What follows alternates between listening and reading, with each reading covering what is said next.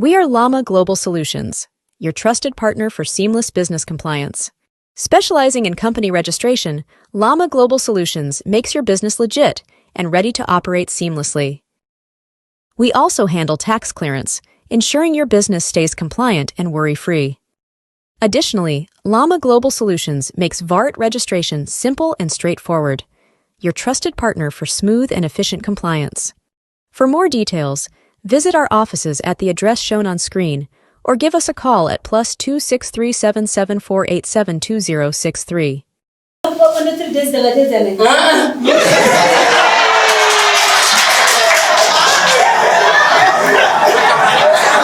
Zvanga zvinohucha kutu kuti uya ari kunyepa maibata shop mai ari kunyepa Bonde ndolide chatangamira handina problem novana asi ava vanohasha mukuona chivanga ichi kurohwa neTea-Pot vanohasha changamira vanohasha vanhu vanorarama panyika zvakaita zvakasiyana. Kuno munhu wekuti ukarora kuna atezvara vanhu zvinhu vanosimudza kukwasha. Koya munhu wekuti ukarora mukwasha vanhu zvinhu anosimudza atezvara. Koya mukadzi womumwe munhu, koya mukadzi ari paupenyu anobata zvinopisa zvoita kuti musha wako uite usimuke, hakusi kutonga murume. Ndomina ndikutaurire, hakusi kutonga murume uchatokutaura. Ndiwataura wati koya mukadzi uyu akasvika pamba ngoma asikazivi kuti zvakatonaka izvozvo zvakaita kuti uyu aite azive kuti mafoni isi 100% azvisirwo pane iripo ndeyekuti maifana kutsvaga pane ubhitazi mushomana maida kugadzirisa For the purpose of tracking and recovering your stolen mobile phone handset, LK Cellular Connect Zimbabwe is here to put back a smile on your face. To enhance mobile phone device recovery efforts in Zimbabwe and deter the user of stolen cell phones, all you need to do is to find your IMEI number on any phone by dialing *#06# and store the 15-digit number somewhere safe. When your phone is stolen, notify the police with your IMEI 15-digit code, then bring the police report to LK Cellular Connect Zimbabwe. Tracking locally and internationally is our everyday business. Remember, for only $1, we can keep safe your IMEI in our state-of-the-art system by registering in advance your mobile devices with LK Cellular Connect Zimbabwe via our website. For more info, call our help desk at LK Cellular Connect Zimbabwe. Our business is to combat smartphone theft in Zimbabwe.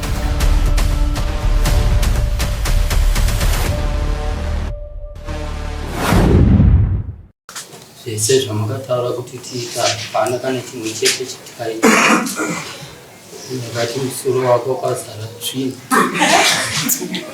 ndaitarisira kuti mudare uchataura zvine musoro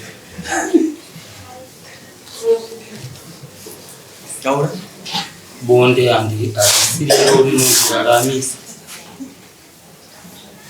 inini ndaifungidzira kuti uchataura mudare kuti yai mutigwanise zvinhu ipapo akataura akashatirwa achizvigogodza musoro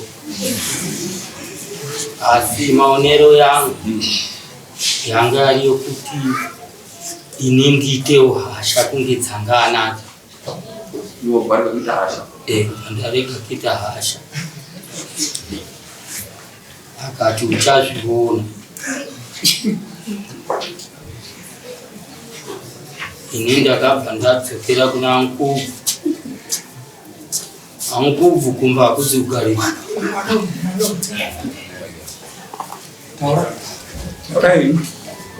ankubvu kumba hakusi kugarika ndoita sei maitiro chimbo ndichochi ankubvu wakati chitsvaga kurarama plese kusvika dheti ramakatarirwa naMambo rasvika chokwadi ndozvandikaita ndakadzokera kuye kwandaibva kumunin'ina ndakutya kurara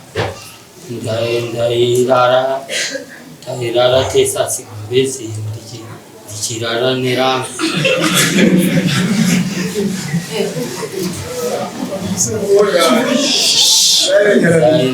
Ndaibuya usiku. Wairara wakapfeka here?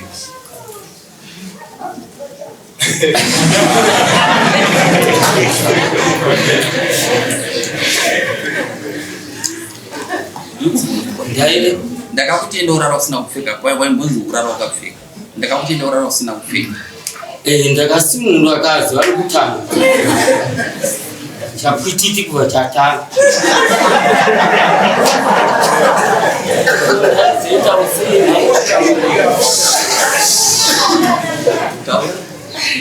Saka ini ndakaona manje kuti chinyangwa chekudenhewa ichi kana kuti chokurohwa ichi uyu mabi angu ana advantage yekuti akazvitakura.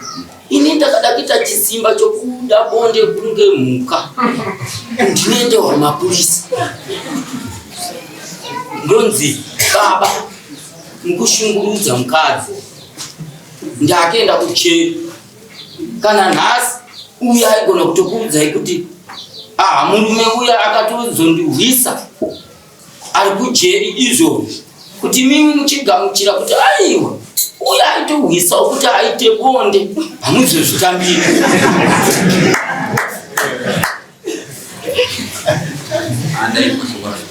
Now discuss. Pamusoro. Panyaya dzose dzari kutaura. Iri nyaya yebonde. 3 days takasuskidza.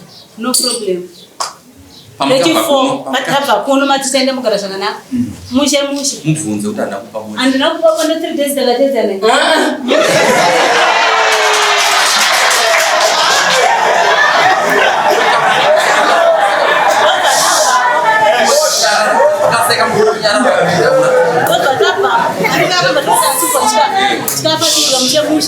Ndaenda kunesi. Nesi mwana mumwe andivaimba totanza akanditi nesi yangu chichi. Ndezvo kunyeva nesi takatomwaya tese. But ndakazongonzwa ndiye nyama nesi yake yamera. Makagara kuno kunesi yenyu garden iri kutoita se. Iri kutooma. Svika nini ndakuenda kunofollowa nesi yangu andirika. Musi woya tabva kuno kundipanga chitransplant. Ndaenda ndikati muna hofu. Baba anobuda 5 o'clock kuseni. Achidzoka 10 o'clock. Ari kumba kwabamini. Every day anobuda 5 kuseni. Achidzoka 10 o'clock. Ndamuka ndisozwa kuti munhu ane plan yei. Ndaenda kuno transplant ndisi. Atera kunesi anobvunza kuti ko chikafu ndikati anomboziva kuti mune program dzekuya kupi kuno. Maneri ndakasvika kumba ndakabika sadza. Hanombo inodya. Mangwana kuseni ndakabika sadza. Ndikaita 3 days ndichibika sadza. Kumba hakuna munhu. Ndikati rega ndisiyane nacho. Ndanyarara. Nyaya yakazouya panhau yemari kunzi iwe ndipe mari ndibhadhare pambu yafa. Ndikati koini munoti mari yepambu yafa. Ko ingawani $20. Imi mamuna mari rambe ndine 100. Ndikati madi kuchinja iyoyo zvikanzi ndipe yawinayo. Ndikati handikupeya ndinaino kuti ini ndakakudza kuti ndakuenda kuchipatara kusikana muna kundipindura makanitukira makati nhumba isizikana nehama dzangu. Saka ine mari yendi kuti ichengetera izvozvo ndabva ikoko ndo mari yasara chinhu ichatenga preparation. Akataura kuti kuiwewe kudari ukaregera chiitaura kuti murume handichamuda. Ndikati ndangu kutaura iwe panosende ndiwe uchaita sei? Uchiri kugarira chii panapa nevana vako. Nyaya dzese dzakataurwa panapa hadzisiri zinyaya dzekunesa. Kumba kubva August nyaya ikanesa inyaya yevana 1 August kuti ina achada vana vako pano. Ndakati inini kana mati hamchada vana vangu pano zvakanaka. Inini vana vangu panapa ndosimuka nokuti inini vandokwanisa vana vangu hapana. Zvanzi nyaya hauna mhinduro nayo nokuda kuti nchanotanga ndanodzana chezvo. Iwe usati wane mhinduro nayo. Kubva ndagara August, September akunopera ndopakanotumwa asadombo kumba kwedu. Kunzi ende munotaura kuti vana handichaita sei? Handichavada. Ningira kwaina handiite sei? Handiziva kusvikana nhasi pese papo ndakangonyarara. Asi inini manje ndakutukwa each and every day pandikauya mashoko agara achitukwa hamuna kundoanisa mukana ndakanyarara. Nhasi ndadzoka ndatowa nehemari zvokunzi iwe chicha ukurambira uchitendera panapa. Imwe ndakakudzakara kuti bva panapa nezvivana zvako. Washaya kuenda here nezvivana zvako? Ndikati inini kokuenda ndinako. Asi simba rangu chete ndiri kuita sei? Ndandiri kuda. Ndinowana start nevana vangu. Iwe zvangu zizoti hausi kuda nezvangu. Ingwani kudarisa kabva mari mwezi uno. Ko wakadii wakataura zvese izvozvo dai ndakapa kuti zvangu ndakasimuka kana ndiri kukunyangarira pano. Zvanzi kumba kwenyu kune nhamo hakuna kana chii. Izvozvo kumba kwangu chitemba kuenda kwaane mushandi. Ndikati kana katonzi kune mushandi. Because pamba pari ndiri kuenda pamba panzadzi yangu apagare munhu. Handina makore ndadzoka mumusha ndakamboenda 2 years. Mushure mekunge ndaona kuti mugariro kuita vana vangu panapa wangu nzvimbo ndinaye asi vana vangu havana nzvimbo ndakaenda akanditeera iye akanditi tidzokere kumba nhasi 2 years adzokera futi sentane munzi panapa hapana ibva panapa nevana vako saka ndiva ndiri kuti shamwari inini kudzokera ndinokwanisa kudzokera ende vandopaona vangu hapana ndipe simba rangu ndikwanise kuita sei kudzokera mimba sheshe andinaka ndozoti hama dzangu hadzizizive nezvemimba iyoyo hadzizizive wakadii hapana kana hama yangu kana 1 plus hama dzangu dzese dzinotaura kuti iwewe ibva pano amashida ndongawe akati kokana hama dzenyu dzakutaura kuti ini ndibve ichiri nyaya yevana chete here kana kuti makatogarani inini mimba inonzi inodzwa hama handizive ndomasvika ndikataura ndozvandakaudzwa mushure manzi ndati kadhi iri ndanzi ndiende kusikani sikanzi ina handizive handine inazvo zvikunzi ende kusikani nokuti mimba yauna kundodza ndikati mimba iyi wonga hatina kuironga nokuti dambudziko yakatouya nedambudziko ini pachangu mimba ndasingatoida but iye dambudziko anoriziva rakaitika svika ndamudza kuti ndozvaitika akati koingaone ndepa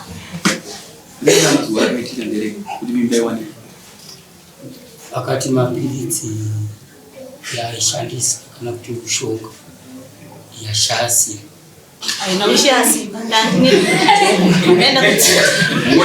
ndandashandisa dhepo atitanga kuita panoti ndaenda kuchipatara sikanzisiya ichi dhepo mirekekechi mapiritsi handiti ndevanapuwa mapiritsi evhaita sei futi kuvharamba vandadzokera kumba zvikanzi imimi pari zvinhu zvatiya kudai kuno unofanira kuenda kuhospital tsvagai mari mutobhukadha kunofanira kuenda unoona doctor ini mari ndakaisha kubva ndangobatsirwawo mukadzi uyo ari kurara newe chete ipapo ndaitobvunza kuti nhasi zviri sei ngo nhasi makanyanya here nhasi iri kunyanya here kusvika nini ndabatsirwawo kwandakabatsirwawo kunze handotozatoti kutobatsirwa ndokutowichi ene ndichipora nenhumbi bvaita sei asi ndikunzi hama dzangu hadzizviziva saka ndisizoti hama dzacho ndanichinodzisuma musumiro wayo changamiri dambudziko ndirokuti mumba munenge muri vangani munenge muri vaviri dai zvanga zvino uchapupu kuti uyo ari kunyepa maibata shuwa kuti amai ari kunyepa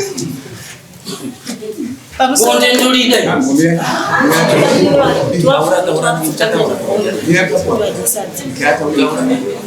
ava vari kunyepa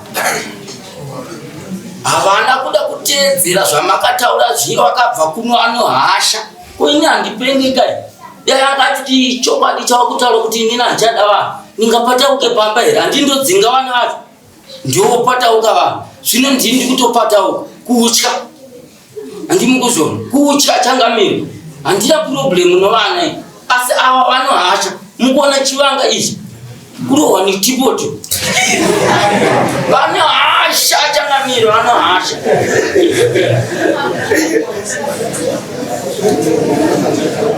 hakuna chakanaka ondeka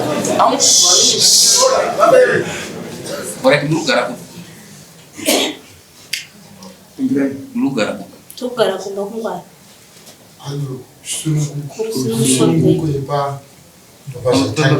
pane imba ngari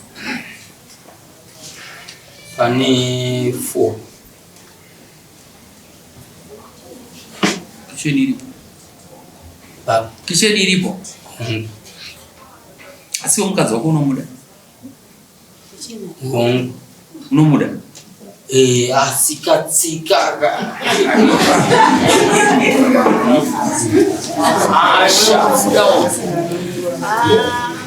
tisati taenda ikoko apa zvese zvataurwa ndachida kubvunza mubvunzo wani bamunini varipo pano kuti mukoma wavo tandinawo munomudara handiti zvakanzi ende munogara zvakanaka handiti toda kubvunza kuti vakaita mazuva mangani usatabva kuno ndomusi wakatanga kuona here mukoma wavo titsvaga tikafumba kwavo pambiri pindura tuudze tinzwe chinonzi chokwadi chinorarama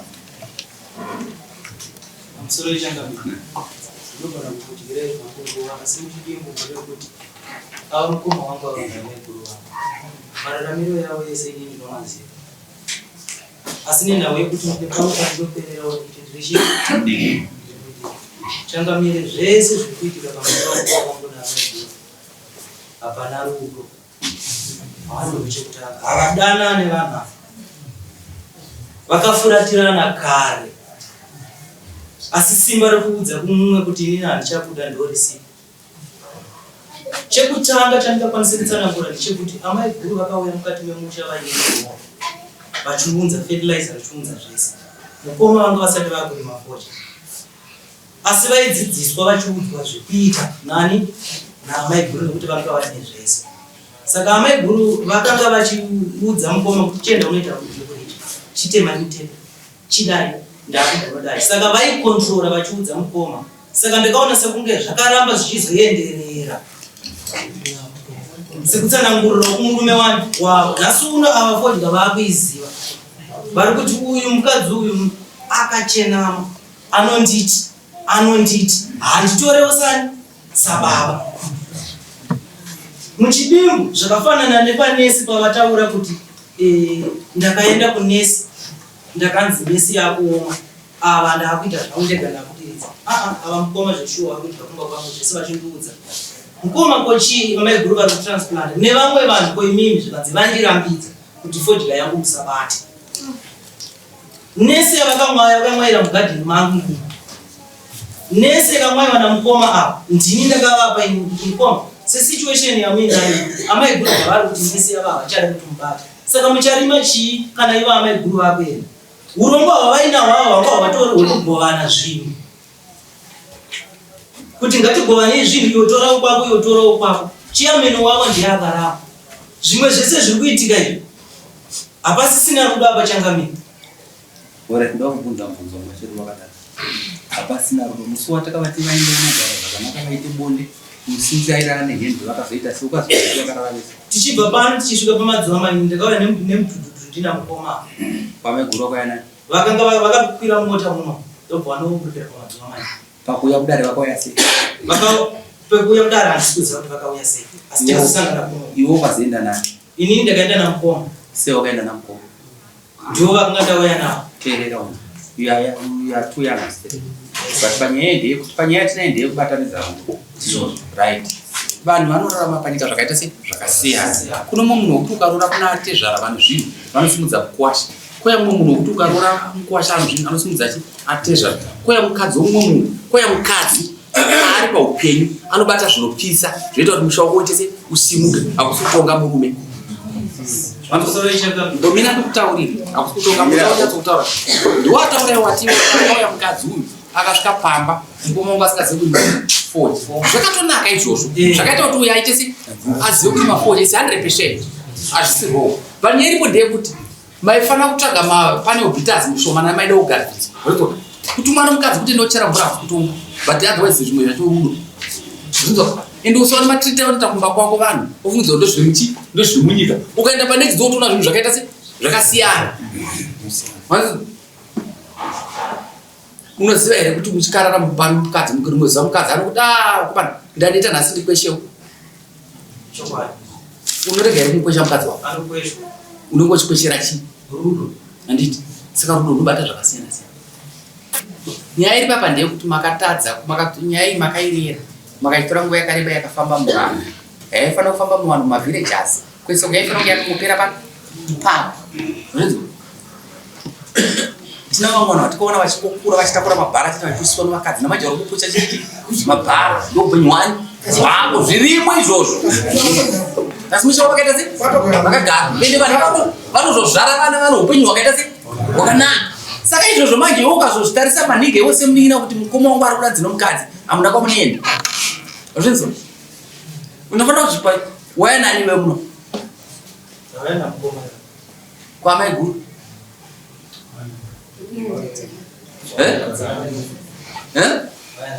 right ukona zvazvakaita iwaya naMukoma iwe vaifanira kutakurana vega vari tu pamusoro zvakafanana nemusi watakabva kuno ava vakapinda kumota sindo kwatakwira bhaiki ndokuchiona kuti ivo kuti vakuenda pabhaiki hazviiti vakwire chimotikari vakukwira vakasvika kumazuva mai ndopanaenda pana amaiguru ndikati amaiguru motikari zvavaikukusirai panapa chigara pabhaiki bhaiki ndiri kuvillage ndokugara tatakura ivanogara next maiulai chikwirai pabhaiki pana Mukoma mochienda kumusirwa vari kamba ivo panatakurai papadhuze ndinofamba zvekunechi netsoka ava vakati aiwa handisi kuita zvipo endai zvekune bhaiki ramayaarangu wakarambire zvakatawana baba ava makuseni tanga tabva kumba kumwe chete kwamuka 5 vaenda nditika vasvika kunze kwokuti ava ndo haya kunzi ndikati ini ndandagara ndaendeseka ivo ava ndo angashora neni ivo havasi kutaura neni kubva tibve muno mudare havana kanombotaura neni kunyange sisa ndinavo ngandinawo chaivo havana kanombombotisasvikaoneka vaenda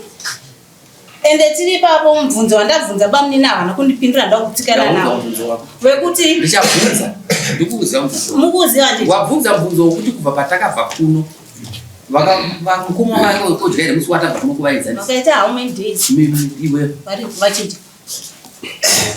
Chakamira kubva vachibva kuno. Hapana chakachinja kuti chikafa vakavakabva. Chikafa vakangoramba. Vangoramba vachigomba kwako. Ndezvapinde. Vese zvitoro toti same bonde ndakaita 3 days andamba kuzoti bonde kubva musata pakuna 3 days anditi sadza wachidya kumba kwangu every day anditi musi wabvunza sadza ugarden vanga varipo kati nanongoenda chikafu chinyi kuno garden andazoti ndiri kuita sei asi ndadzokera kubana roga kubika chikafu 3 days dzese ndichibika sadza akuna munhu ari kuyakoti zvikandindoita sei kati saka varamwa here nokuti vandibvunza chikafu garden kati kuno garden handina kungoendaya nechikafu kubva ndasiya zvakadaro asi pese apa ndichibika. Uye zvomwe bvunzo vanzi nevana ndida kumbira bvunzo kuti sadomba kusvikira achitaura nezvevana because sadomba akatotumba kumba kuti kunzi vana ndichavada zvanzi vana vari kunyepera. Une vana vangani? Ndine vangu 2 plus vavo 1 ndine 2. Siteta sene mukadzi kufunga kwa webaba. Achigara pasi. Teta sene mukadzi. Saka ndaunda wakachangamira mbudzi kuzvarira pano tiita zveimbwa ndambozamawo kwandinobvawo tichivakiwawo kusvika ndauya kuno ndini ndakakwira da kuda kubatsirwa. Sabhuku ari kukuyi? Sabhuku ariko amusoro iri rangu kuti makamhanya kuya kunoku inini vangu vanditi tsvaga wekwako inini ndotsvaga wekwani wekwangu tombogarira nyaya iyi ndakaita saizvozvo vandavati vatonditifonera kana ukwakauye ndafonera but ndakashamisira tsamba ichiuya namukudzi hama dzidzi asati dzauya kuita se zvangatavirira nokunzi ndotsvaga wekwako ndotsvaga wekwangu tombotaura nyaya iyi asi izvo zvakaitika ndakazokushamisira yatsamba pewekunti apa mawaini nhasi. Okay. Ini ndauya nemota ava ndisikuziva kuhoza vanobuda 5 kumba pedza vanobuda saka ndozisarongedokulaninge musona wayako kumba masi yako nani kune vanhu vakura zvakadiwa vanogona kurara vega kune kamusikana kamudango grade 7 hama dzako dzinopiwe hama dzangu itori padhuze yanjodzi yangu vamwe anosisa mudorosha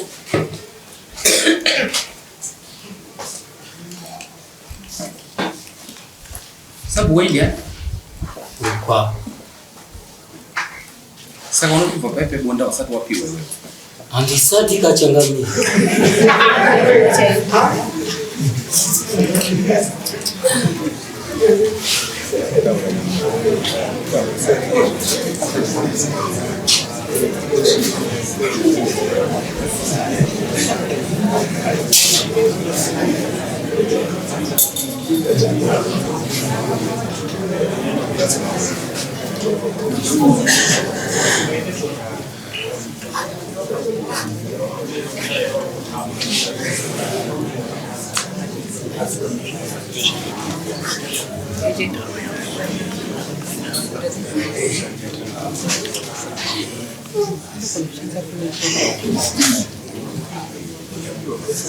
saka nhasi so tikakutendemura bwedzebodzi nenda kunorara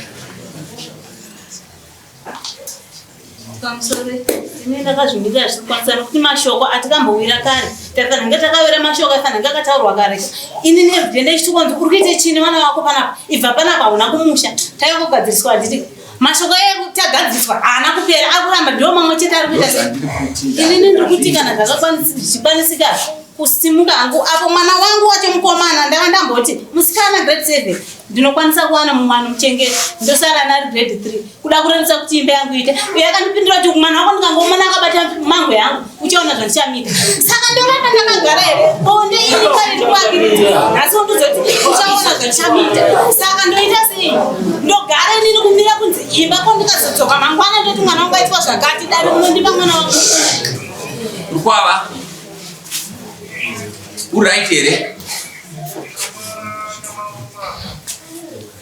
vanhu vari kugara sei unoshandisa serutani ferere uri mukadzi wake vanogara sei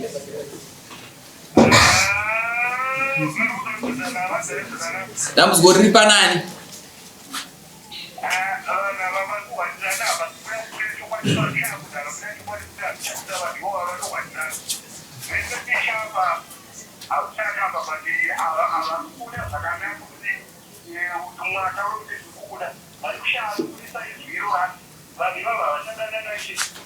Oh, mukadzi mimba yanaye ndiyaferederi kana kuti akafeva.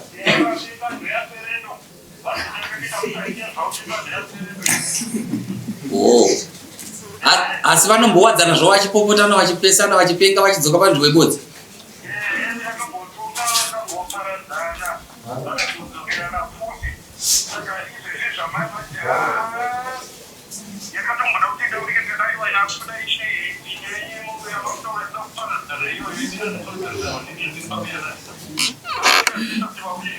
All right. Ngobuda pasi besomero. Inoti zvuya zviwanani. But pamwe pacho zvinoita sei? Ndanyanya kushedza kutaura nemi. Izvi zvakawanana. Hatisi kuda kuvarambanisa. Washinzwa? Asi kuda kupinda pamarriage yavo ndikutsura iwewe. Usapinde pamarriage yake ngavagare vakadai. Akaramba mukadzi uyu akaramba mumwe anofira ari mudota. Saka nyaya yatirakuita iwe iwe kama kubatsira kugara zvakaita zvakanaka. Pane ngawe mutodzokere kumba kwenyu mukuru kuna amai guru. Iwewe unofanira kutaura wakapfava uchiratidza kuti unoda amai guru asi uchingogadzira kuti imba imire zvakaita sei ndozvaikuda. Uzvinzwa? Uzvinzwa zvatikutaura? Taura tinzo munhu.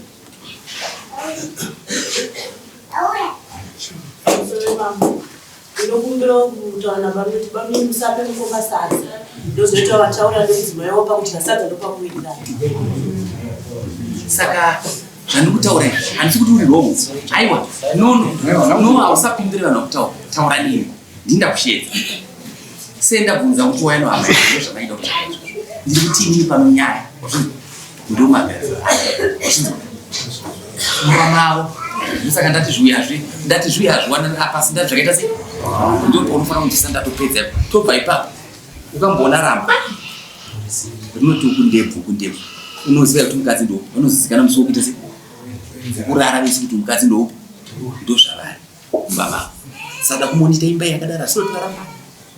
Wazvinzwa? Kana vakakutaura zvinenge ingotano wavaiguru ndazvinzwa. Mudhara zvamataura ndazviita sei? Ndazvinzwa chaine kudzokera kumba kwake. Chete kusataura zvakadaro. Zvakavana handiti waenda ipapo. Usarege kuvatakura kuchingosvika pamba mudhara takusiyai pamba pai. Upenyu amai guru. Zvangaitawo kudare zviri pamba mota zvita sei? Tazvinzwa. Unitongo wakapfava. Tazvinzwa. Murume ndonyu bikira naye. Hapana mwana anobva pano vana vesoro vanobva vana ni unyara. Tine monitor zvakanaka. Wazvinzwa? Hauna kana mhosva. Asi ndichavatsura. Maso iwewe ndati unopotoza. Kana vakati yavachinda nyimwa dzokera kuna amai guru. Iwo paunosvika kumboita kuti amai guru vana vari pamandwani ndovedu wapedza basa. Chete. Usanzwe zvandikutaura usanzwe kana vanhu vari mumavhireji kananya. Time inosara mukoma wako asina mukadzi. Nyika inoseka. Hatinei navo isataura zvakanaka zvekuwanda. Next. Zachiti kudi. Zvinondata nenguva manesi ezvinomazano kana kutoshedza kwacho because zvinotora nemumaba. Yachimboenda ikumba tichazokushedza. Ini ndichakushedza kuti ini. Taura mwana mukurakurema. Andakamboenda kumba kwedu kare handiti kuti vazondichera ndandapedza munda wese kuti ndachera makomba handiti vakandichera ndakasiya zvose ndakadaro handiti ezvinezvi kwandiri munda wese tapedza kurima but every day munge chimodzi muri kuitei panapa mashako kuenda kumba kwedu saka iye zvinezvi mvura yakuda kunaya plani yacho kana ndikanzienda nhasi ndinoiwanira ku ndatienda nogara pamba ucharima ndipo ucharima uripoipapo chete uri mwana wangu uri mwana wangu ndinogara ngapa imogara ndinenda imogara Feredo ndikukumbira kuti paunosvika kumba nhasi wazvinzwa paunosvika kumba nhasi network iri kunetsa shuwa unogona mupanana unosenda message pamurati makuti zvakanaka kana masvika kumba manheru nhasi ndifonere piwe namba angu esari mundifonere makuru mazvinzwa hapana anobva munorima ndai baba mudiki vakange vakuda kukupa sadza usaende kudya kwababa mudiki kusadza nemadzimai wazvinzwa usaende kwababa mudiki ndokusadza namedheni simudza ukota mashoko erufu ndiri munhu wenyama changamire ndinoteta mashoko erufu adokura handizive asi ndati mashoko erufu ora ndazvinzwa kana achiuraya ndazvinzwa uraiwa ndazvinzwa ndakamuchira ndazvinzwa ndai kora big rats my mind rega abati big iyi kora big vabata uri kumuenda